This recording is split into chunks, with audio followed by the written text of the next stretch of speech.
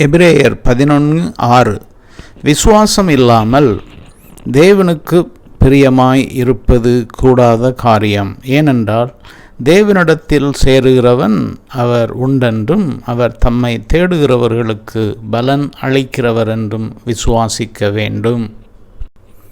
தேவன் ஒருவரே, அவர் யெகோவா. அவர் பட்சபாதம் இல்லாத தேவன். அவர் யாவரையும் ஒன்று போல நேசிக்கிறார்.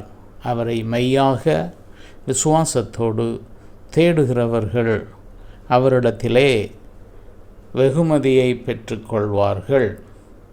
அவர் பலன் அளிக்கிறார் என்று வேதம் சொல்லுகிறது. அதில் அவர் பிரியப்படுகிறார். யாராயிருந்தாலும் வித்தியாசமின்றி அவர் எல்லாரையும் நேசிக்கிறார். ஆனால் அவருடைய குமாரனை விசுவாசிக்கிறவர்கள் அவருடைய பிள்ளைகளாய் மாறுகிறார்கள். இதுதான் வித்தியாசம்.